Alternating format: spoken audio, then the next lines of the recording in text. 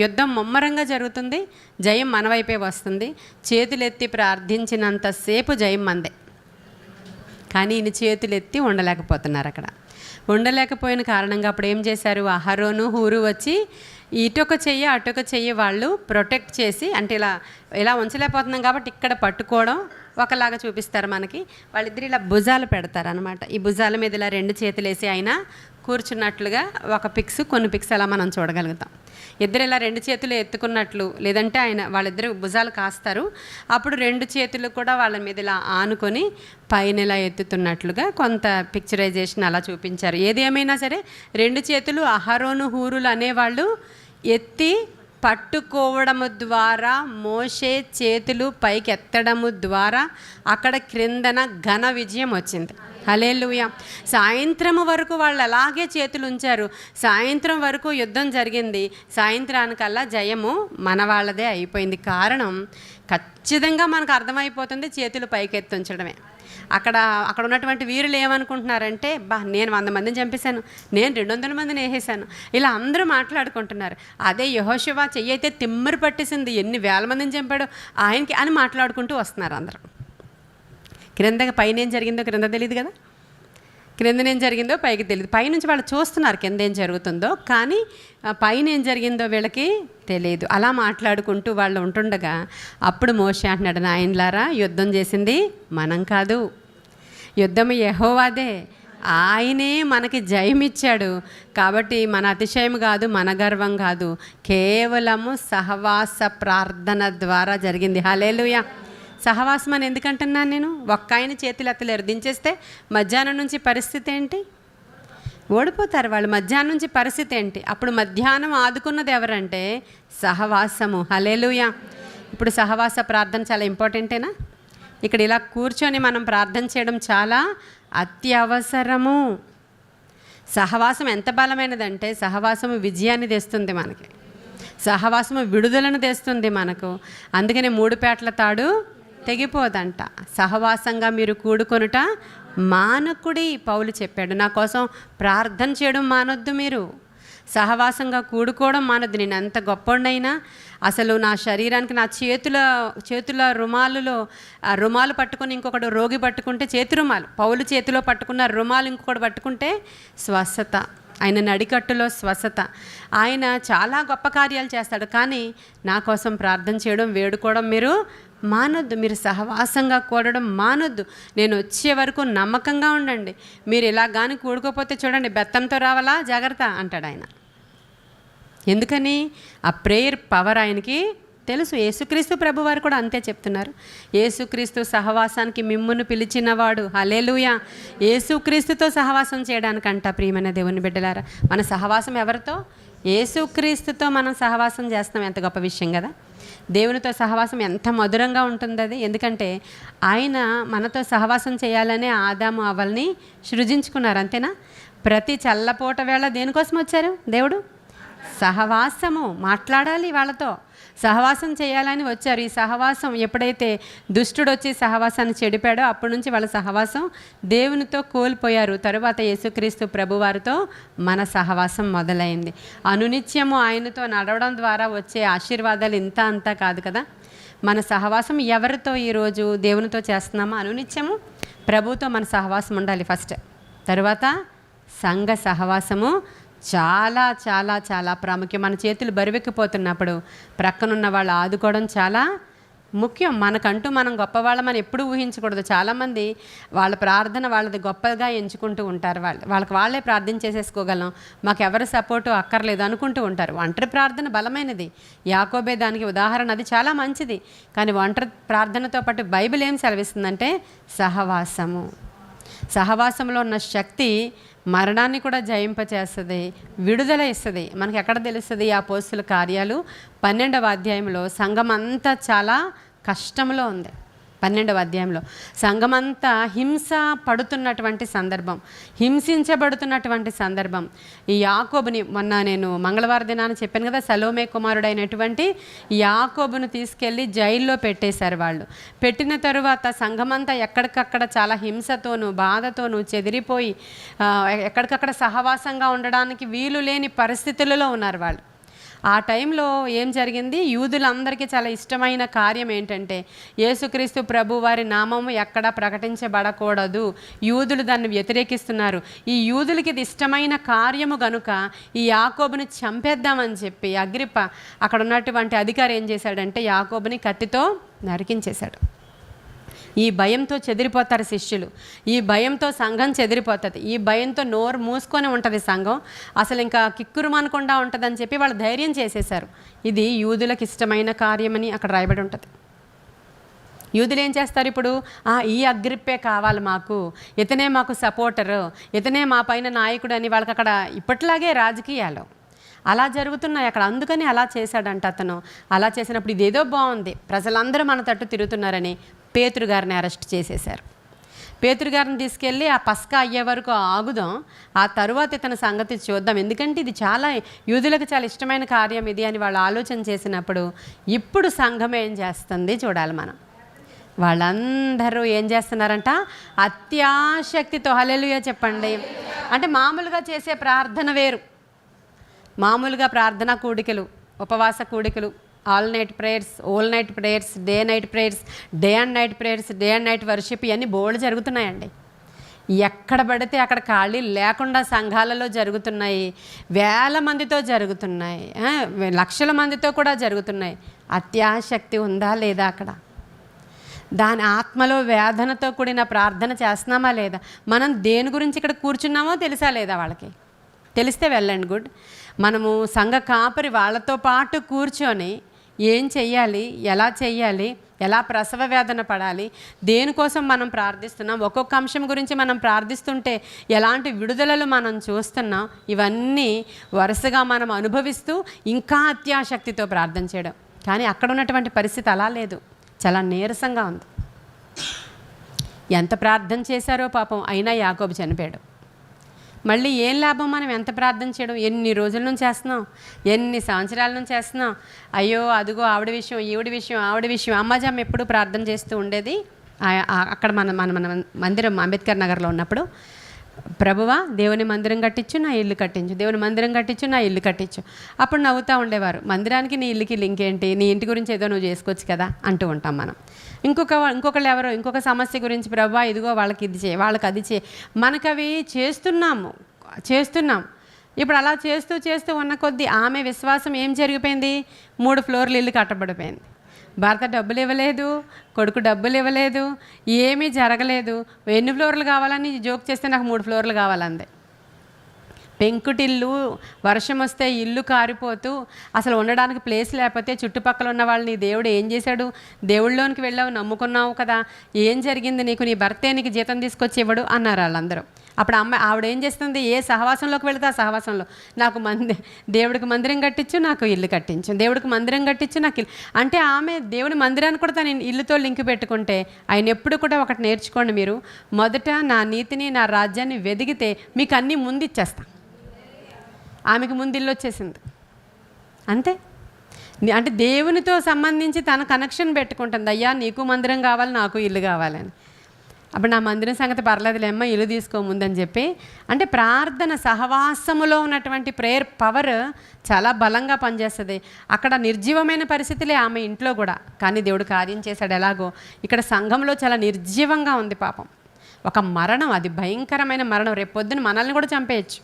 అంత భయంకరమైన మరణం ఉన్న పరిస్థితుల్లో కూడా వారు ఎలా చేశారంటే నిర్జీవంగా చేయలేదు. ఎలా చేశారని ఉంది, అత్యాశక్తితో. సంఘమంతా అత్యాశక్తితో ప్రార్థన చేశారు. చూద్దాము అపోస్తుల కార్యాల్లో. పేతురు చెరసాలలో ఉంచబడెను, సంఘమైతే అతని కొరకు 5వ వచనం చదువుతున్నానండి.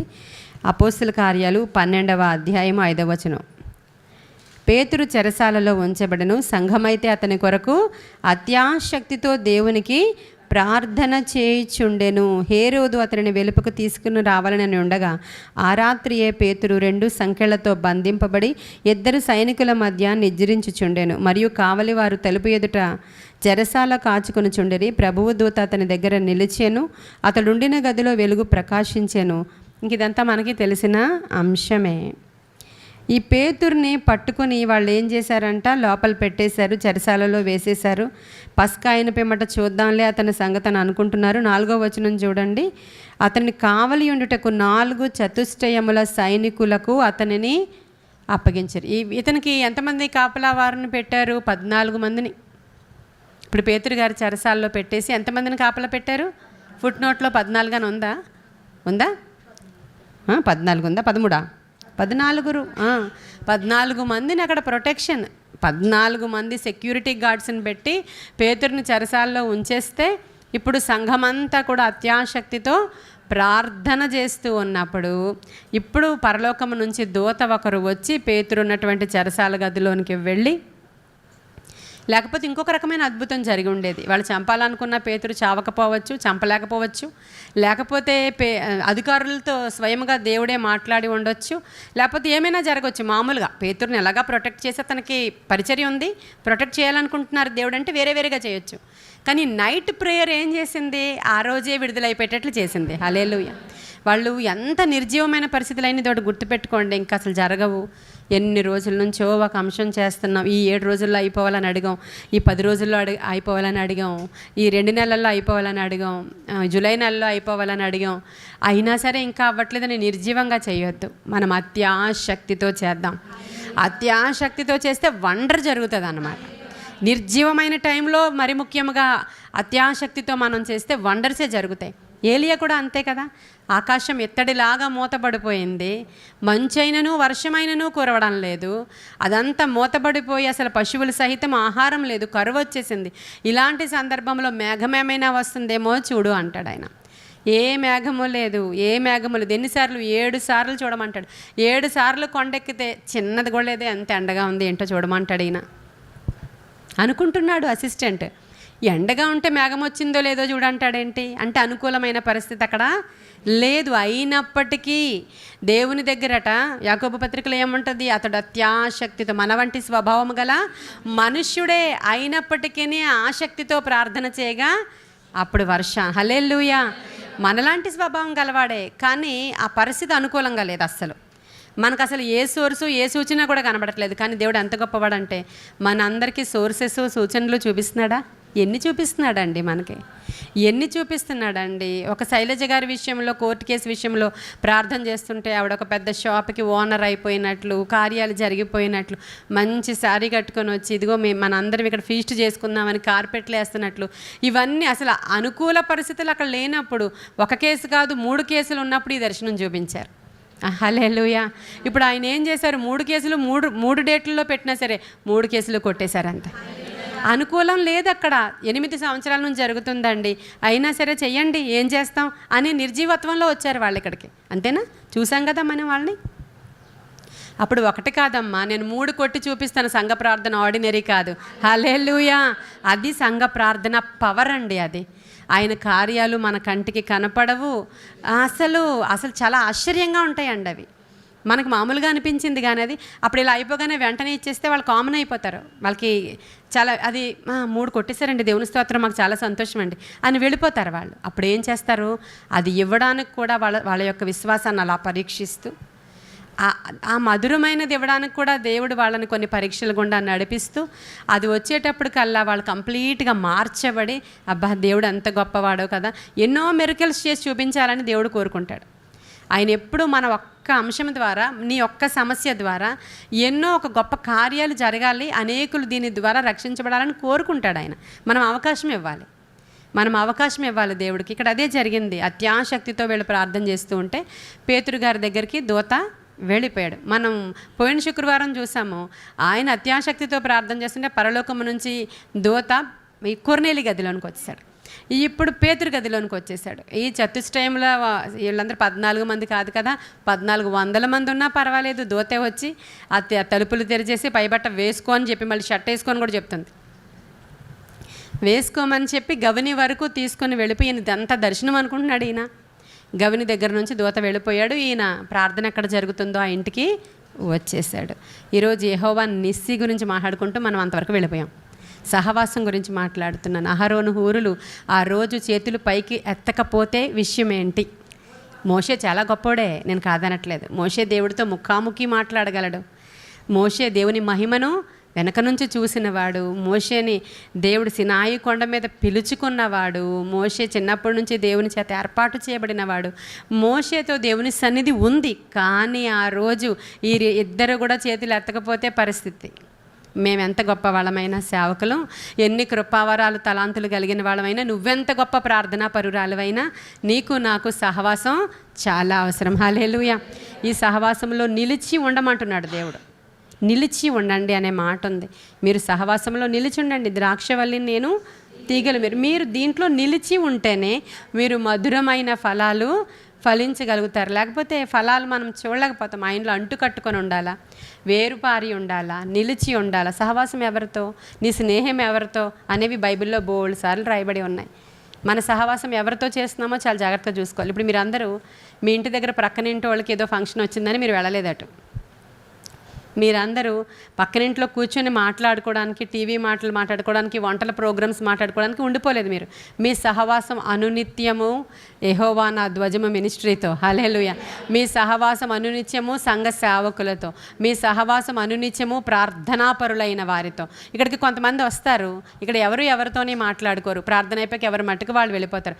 ఎవరో ఒకరిద్దరు ఉన్నారులేండి, వాళ్ళు మాత్రం మాట్లాడుకుంటారు. కానీ మిగతా వాళ్ళందరూ హ్యాపీగా, అంటే మంచిగా పలకరించుకోవడం మంచిదే. నేను చెప్పేది వాళ్ళ విషయాలు, వీళ్ళ విషయాలు. అలా ఎవరూ మాట్లాడుకోం. ఒకరికొకరు పలకరించుకుంటాం, ప్రైజ్ ది లార్డ్ చెప్తాం, నవ్వుతాం, బాగున్నారా అంటాం. That's all. వాళ్ళేమయ్యారు, వీళ్ళేమయ్యారు, వాళ్ళు ఎందుకు రాలేదు, వీళ్ళకేమైంది, పాస్టర్ అమ్మగారు ఎక్కడికి వెళ్ళారో తెలుసా మీకు, నాకు తెలియదు, నన్ను వదిలేసి వెళ్ళిపోయి, ఈ కబుర్లు లేవు. ఇలా కొంతమంది ఎక్స్పెక్ట్ చేసి వస్తారు. వచ్చినప్పుడు వాళ్ళకి ఏం కనపడవు ఇక్కడ. అప్పుడు ఈ సహవాసంలో వాళ్ళు నిలిచి ఉండలేరు. వాళ్ళకి ఏం కావాలి, బయట కబుర్లు కావాలి, చాడీలు కావాలి. ఇక్కడ ఎవరు పట్టించుకోరు. ప్రార్థన పాట ప్రార్థన అయిపోయిన తర్వాత ఎవ్వరు కూడా ఒక్క క్షణం కూడా ఇక్కడ నిలిచి. ఈ సహవాసం కొంతమందికి నచ్చదు. చాలా సహవాసాలు చాలామందికి ఇష్టం. కిట్టి పార్టీలు అంటారు, మీకు తెలియదు పాపం, మీకు తెలీదు. అవేంటంటే మన వీధిలో ఎవరో ఒకరికి ఇంట్లో ఒక చిన్న పార్టీ, దాన్ని కిట్టి పార్టీ అంటారు. ఈరోజు ఇంక ఏ ఫంక్షన్ లేదు, పుట్టినరోజులు కూడా లేవనుకోండి, ఏదో చిన్న గ్యాదరింగ్ కిట్టి పార్టీ చేసుకుంటున్నాం, మా ఇంట్లో రండి అంటే రోజు చీరలన్నీ బీరువాలు అలా ఉండిపోతున్నాయి. కాబట్టి కొత్త చీరలన్నీ కట్టుకోవడానికి ఈ పార్టీలు చాలా ఉపయోగపడ్డాయి. కాబట్టి ఈరోజు మా ఇంట్లో పెట్టుకుంటాం, రేపు మీ ఇంట్లో పెట్టుకోండి శశి గారు, ఎల్లుండి మీ ఇంట్లో పెట్టుకోండి, ఎల్లుండి ఎలిజబెత్ గారు మీ ఇంట్లో పెట్టుకోండి అని ఇలాగా మనం వాళ్ళ ఇల్లులు నిర్ణయించుకుని ఏంటంటే అవి చెప్పండి, కిట్టి పార్టీలు. దాంట్లో ఏం చేయాలో తెలియదు. అక్కడ మనమైతే పాటలు పాడుకుంటాం, మనమైతే ప్రార్థన చేసుకుంటాం, మనమైతే విజ్ఞాపన అంశాలు మొర్ర పెట్టుకుంటాం. అయ్యో అప్పుడే 3 అయిపోయిందా అనుకుంటాం. మనం అక్కడ టైంపాస్ అవ్వదు. అందుకని ఏం చేయాలా, రకరకాల ఎంటర్టైన్మెంట్ ప్రోగ్రామ్స్, అనేకమైనటువంటి ఇంకా లోపలికి వెళ్ళిపోయి వాళ్ళు వారి స్నేహము లోకముతో అలా అయిపోయి ఈరోజు అందరూ నశించిపోతున్నారు, దేవునికి దూరం జరిగిపోతున్నారు. సొలొమోను అన్యరాజుల కుమార్తెలతోనూ సంబంధం పెట్టుకుని ఎంటర్టైన్మెంట్ వరల్డ్కి వెళ్ళి అలా కిందకి దిగజారిపోయి, ఆయన ఎంత సువాసన గలవాడో సొలొమోను అంటే, ఎంత ప్రీతి గలవాడో, ఎంత ప్రియమైనవాడో సొలొమోను అంటే, ఆ తైలములో, బొక్కావాని తైలములో చచ్చిన ఈగలు వచ్చి పడ్డాయంట. మన సహవాసంలో చచ్చిన ఈగలు పడ్డానికి వీల్లేదు. దుష్ట సహవాసము మంచి నడవడిని చెరిపివేస్తుంది. అందుకని మీ సహవాసం దేవునితో, దేవుని బిడ్డలతో, సంఘముతో, ప్రార్థనాపరులతో అయితే ఇక మనం చూసుకోవాల్సిన అవసరత లేదు. అన్నీ సమకూడి జరుగుతాయి. హల్లెలూయా. ఇటు గొప్ప కార్యాలు ఇంకా దేవుడు మన జీవితంలో చేయాలని యెహోవా నిసి బలిపీఠము అనునిత్యము మనకి తరతరములకు జయమే. ఆ బలిపీఠం దగ్గరికి వచ్చి ప్రార్థించిన కొలది జయమే, మనకి అనునిత్యము జయమే. పరిస్థితులు ఎంత అననుకూలంగా ఉన్నా పర్వాలేదు, వాగ్దానం చేసిన వాడు నమ్మదగిన వాడు, ఘన విజయం ఇస్తాడు. ఆయన ఘన విజయంతో మనల్ని నింపుతాడు. ఈ కొన్ని మాటలు దేవుడు మన వెనికిడిలో దీవించునుగాక. ఆమేన్.